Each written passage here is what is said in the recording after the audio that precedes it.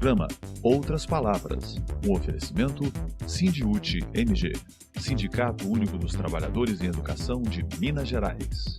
Olá, acompanhe a partir de agora, por uma escola pública de qualidade. Sindiúte MG na luta pelo retorno do tempo integral em todas as escolas de Minas Gerais, para o atendimento de todas as comunidades, para a recontratação dos profissionais, porque o tempo integral é importante para a comunidade escolar, é importante para a sociedade mineira. Vamos lutar sim por nossos direitos. Vocês não tenham dúvida que essa escuta feita nessa audiência pública se transformará em ações de defesa dos nossos direitos, e vamos contar com vários parceiros e parceiras nessa luta, como eu costumo dizer, pelo tempo que for necessário. As principais lutas dos profissionais da educação. Tem uma mentira que diz o seguinte, que se fizer a reforma da Previdência, a economia vai melhorar, as desigualdades vão acabar, vai gerar emprego. E, francamente, falando do ponto de vista técnico, como professora universitária, pesquisadora dessa área, isto é uma mentira. Todos e todas contra a reforma de Bolsonaro. Esta PEC não é uma reforma da Previdência. Esta PEC é um ajuste fiscal na conta do trabalhador. Não tem nada de reforma na Previdência aí.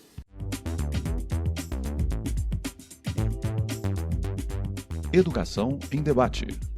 Façamos da escola uma trincheira de luta por um país melhor. A escola de tempo integral. Que projeto é esse? E por que ela é tão importante para mães, pais, estudantes e a comunidade escolar? Outras Palavras inicia uma série de reportagens sobre este assunto. Sindiúte MG acompanha visita da Comissão de Educação à Escola Estadual Dr. Roberto Belisário Viana, aqui em Dr. Lunde, município de Pedro Leopoldo. É uma escola que tinha o projeto de tempo integral, a única escola do município de 1º ao 5º ano com o projeto, e nós viemos aqui hoje para conhecer o belíssimo trabalho das professoras, da comunidade escolar que abraça a escola e que está mobilizada pelo retorno do projeto. Sindiúte MG na luta pelo retorno do tempo integral em todas as escolas de Minas Gerais, para o atendimento de todas as comunidades, para a recontratação dos profissionais, porque o tempo integral é importante para a comunidade escolar, é importante para a sociedade mineira.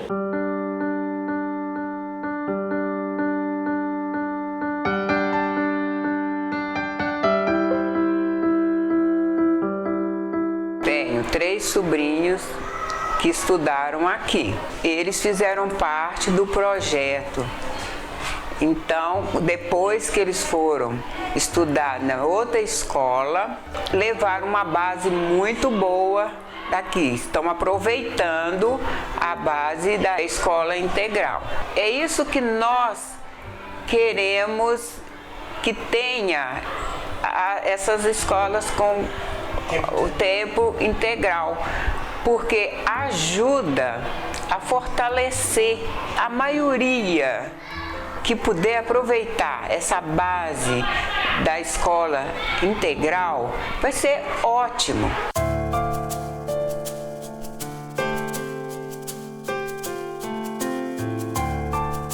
Aqui é uma escola que já está funcionando o tempo integral há 12 anos. E essa escola atende todo o município de Pedro Leopoldo. São poucos alunos que moram no distrito de Dr. Lunde. Os outros alunos vêm de outros bairros do município.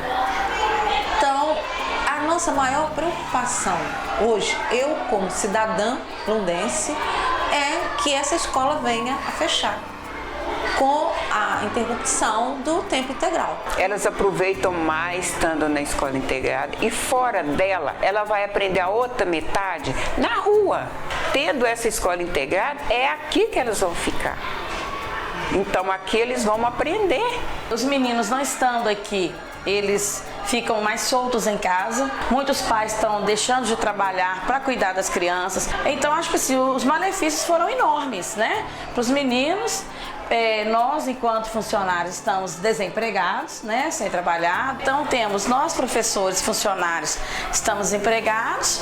Os pais, muitos perderam o emprego, ou cada hora fica as crianças, né, aqui e ali. E as crianças que perdem, além da parte pedagógica, todo o social, né, que elas poderiam estar recebendo aqui dentro da escola.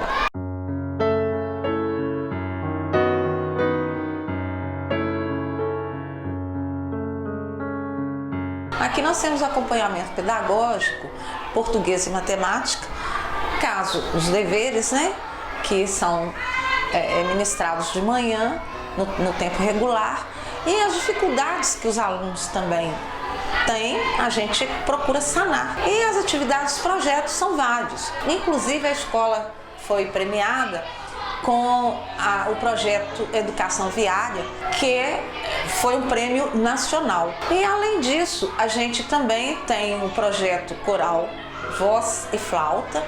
Nós temos também projeto de informática, em que os alunos participam. Temos também projetos com patrimônio cultural, que abrange as festas locais, as festas tradicionais aqui de Dr. Nundi. E temos também projetos que são ministrados pela turma do regular de manhã e que a gente continua acompanhando. Eu, enquanto educadora que sou há muitos anos, a gente vê que o caminho de melhorar alguma coisa é através da educação, do ensino, da escola.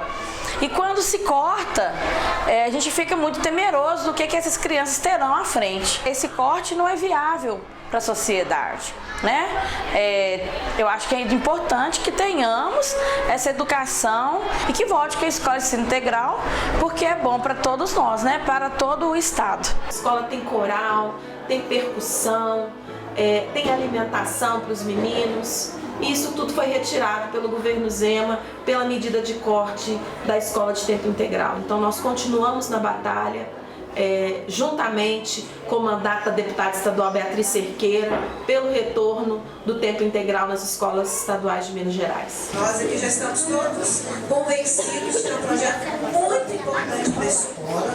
Então nós vamos levar tudo isso, as imagens, a música, a fala das mães, das tias, das professoras e tudo que nós estamos vendo aqui para batalhar muito para que o projeto volte para a escola.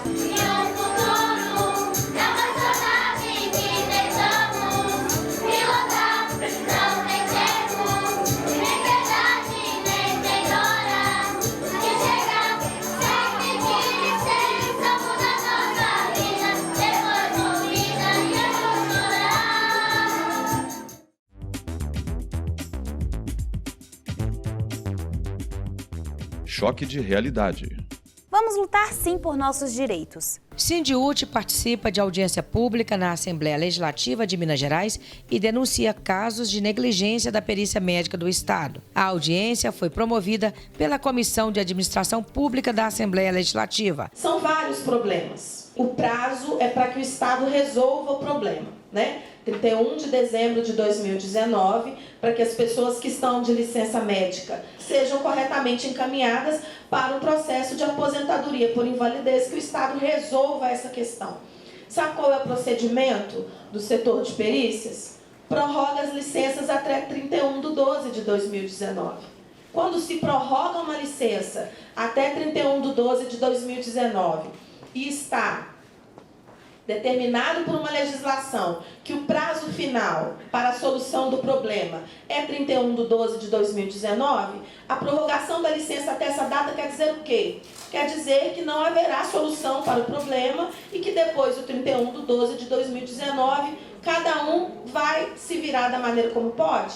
Essa é a resposta? Esse é um momento importante que quando nós falamos de perícia médica, nós estamos falando de adoecimento, de direitos, E estamos falando de saúde. E quando nós falamos de saúde, nós estamos falando de vida. O que nós percebemos? O serviço de perícia médica ele se encontra atualmente praticamente sucateado. A necessidade de uma estruturação desse serviço. A coordenadora-geral do Sindiúti, Denise Romano, assim como várias pessoas presentes, disseram que as denúncias não são situações isoladas ou pontuais. As pessoas reclamam muito da maneira como as servidoras e os servidores são tratados no setor de perícia. Da maneira desumana, da maneira grosseira, muitas vezes com juízos de valor que não dizem respeito ao perito, e são inúmeros casos em que as pessoas são constrangidas pelo serviço de perícia e que sequer os médicos abrem os documentos para olhar os exames, os laudos, os diagnósticos, as ressonâncias, o histórico que as pessoas que são adoecidas e que estão nessa condição carregam para todos os lugares onde elas vão. O resultado da perícia não é entregue na hora, ele é só fornecido por e-mail posteriormente a passar pelo perito.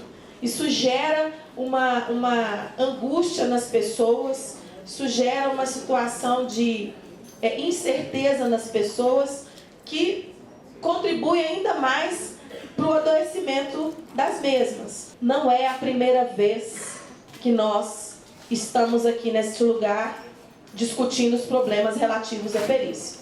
É uma questão que é estrutural, que acontece há muito tempo e que precisa de solução. Desde 2009 eu estava em ajustamento funcional.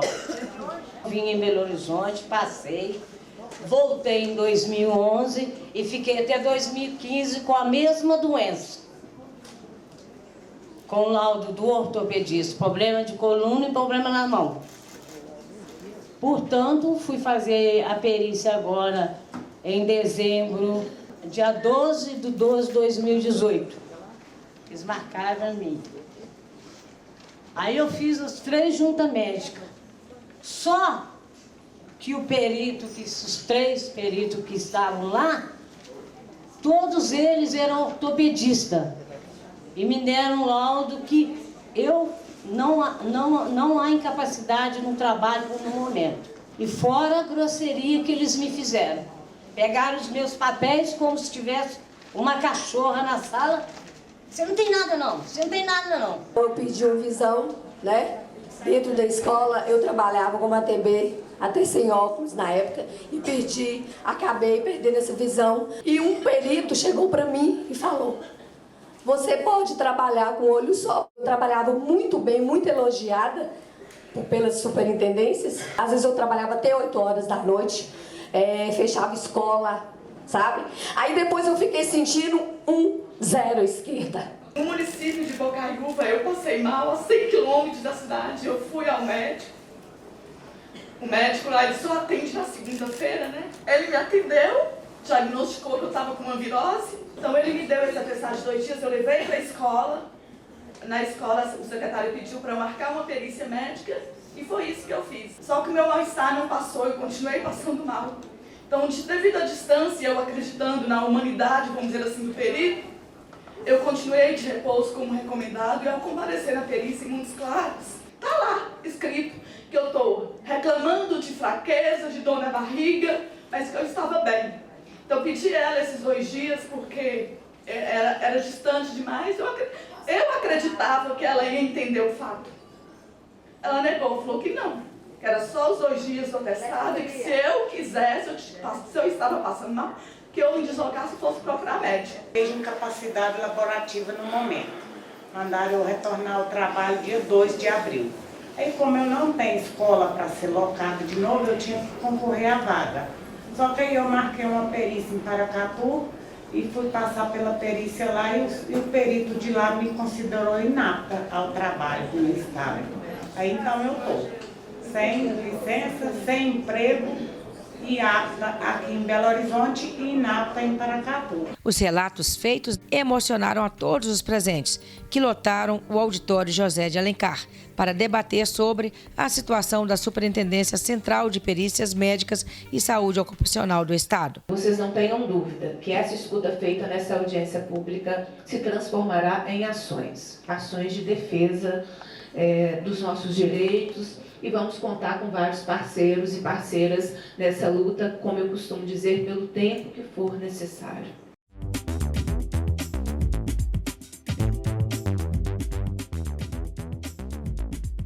Podem já ir se acostumando. Teremos luta.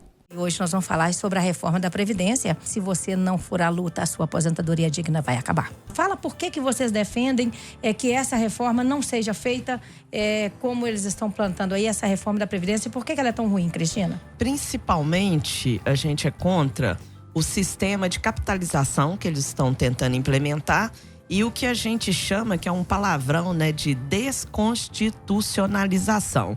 O que significa isso? Eles querem tirar as regras da Previdência da Constituição.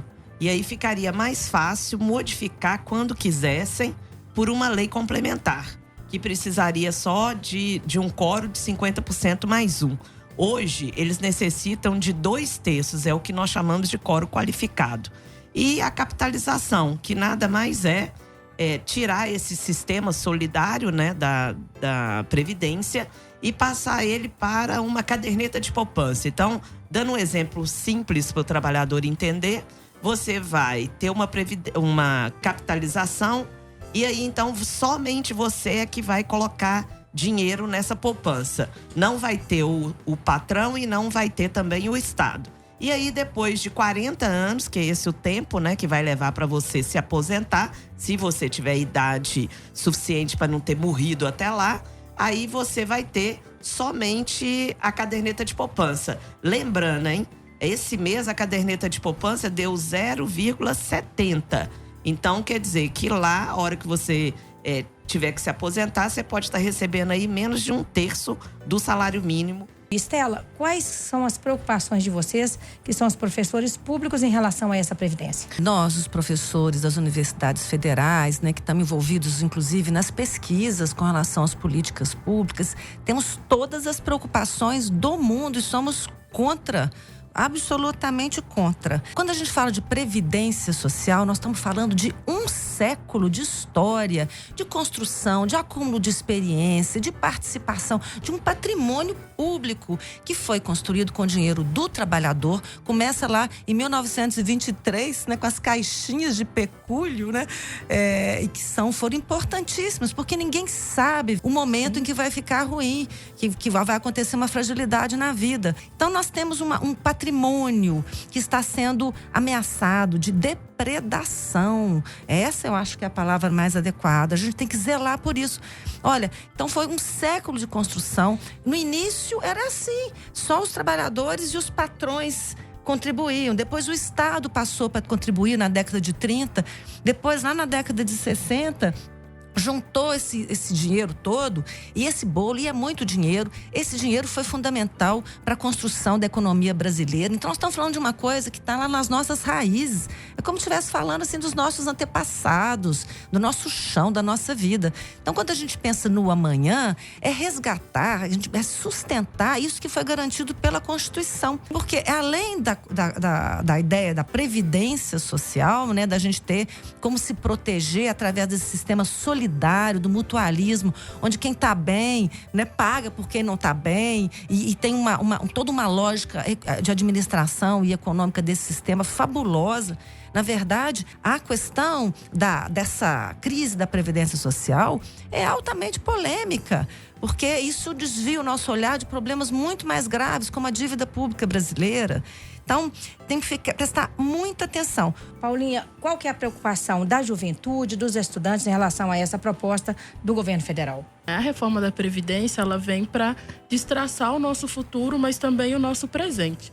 Porque além de mudar esse modelo da Previdência para a capitalização, que vai fazer com que, ao se aposentar, as pessoas recebam bem menos do que recebia enquanto trabalhava, a reforma da Previdência, ela também muda as regras para a aposentadoria e deixa elas muito mais duras, muito mais difíceis, né?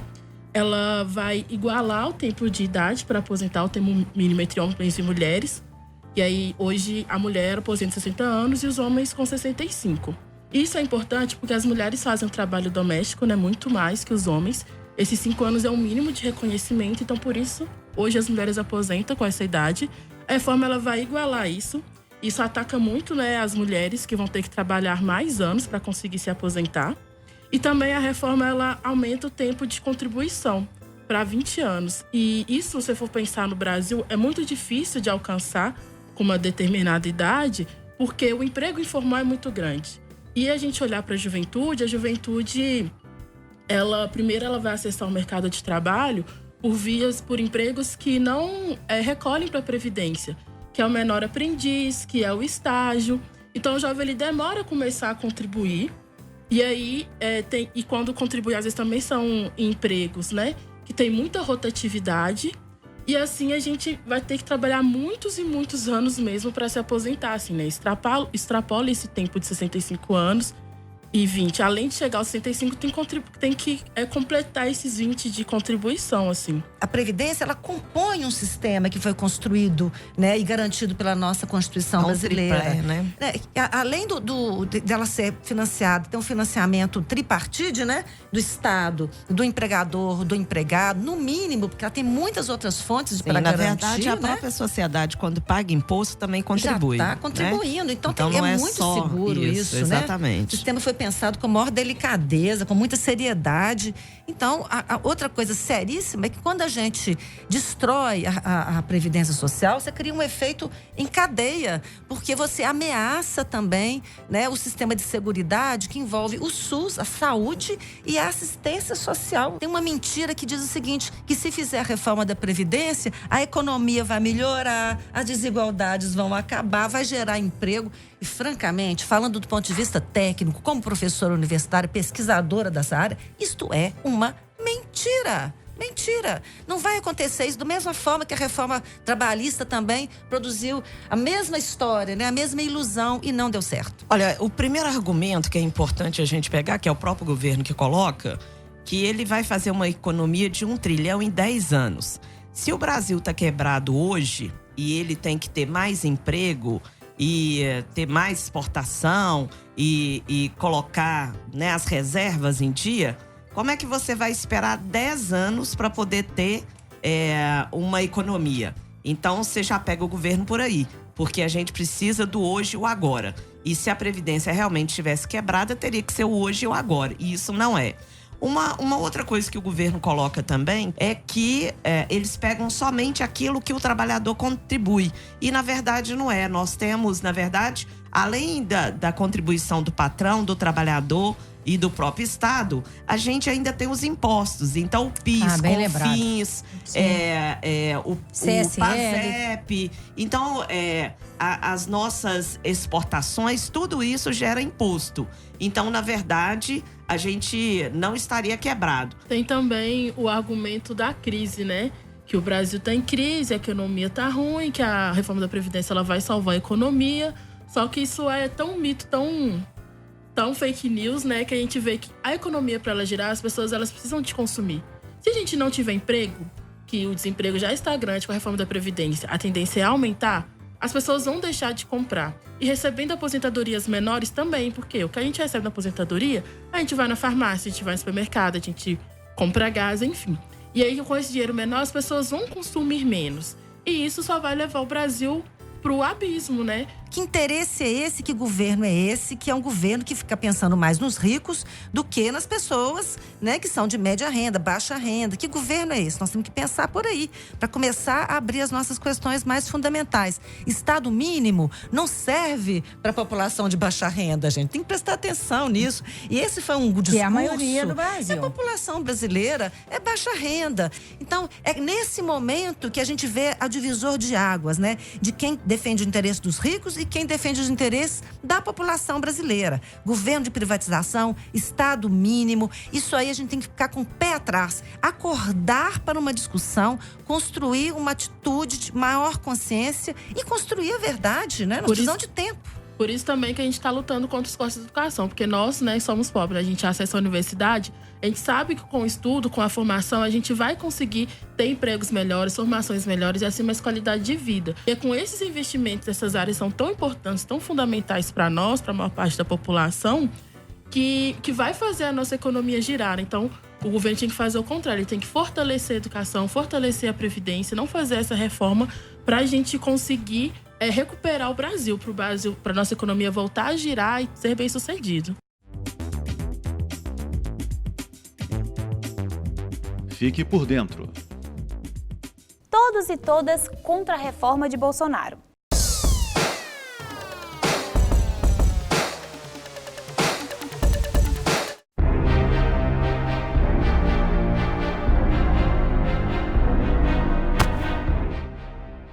Essa lógica que estão querendo colocar é transformar a nossa previdência, que é um direito, em mercadoria.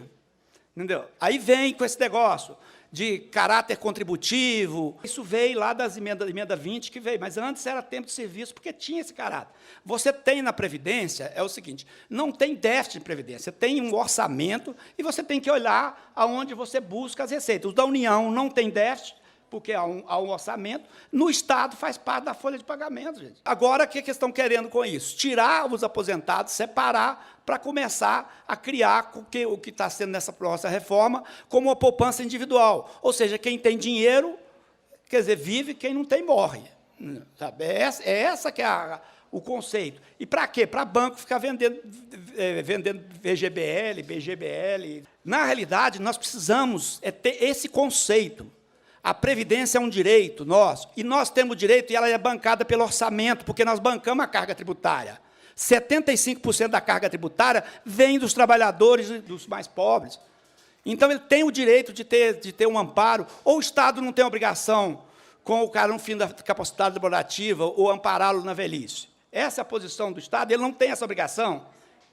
Então, isso é o seguinte, que a gente precisa, esse conceito que nós precisamos ver, que previdência é um direito universal da classe trabalhadora. Previdência não é mercadoria.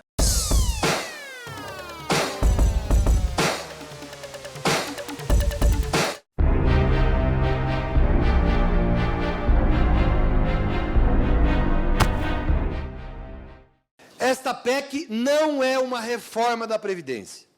Esta PEC é um ajuste fiscal na conta do trabalhador. Não tem nada de reforma na Previdência aí. Não tem nenhuma relação com o equilíbrio das contas da Previdência. Eu digo que é a luta das nossas vidas, nós trabalhadores. Por quê? Porque não é só um desmonte da sua aposentadoria. Não é só que nós não vamos conseguir nos aposentar mais. A PEC do Bolsonaro, gente, ela é tão do mal, ela destrói um conceito de seguridade social, um conceito de proteção social que, na minha avaliação, é um dos maiores avanços da Constituição de 88. Nós saímos do estado de exceção e conquistamos algum grau de proteção social. E por que nós temos que defender este algum grau de proteção social? Porque nenhum país civilizado, nenhuma sociedade que se diz com algum grau de humanidade, desprotege a sociedade ao nível do que o Bolsonaro quer fazer. Alguns países já fizeram. Por que isso é um desmonte de um Estado que nós disputamos? A PEC do Bolsonaro, a 06, é, na realidade, a disputa pelo Estado brasileiro, pelo papel do Estado brasileiro.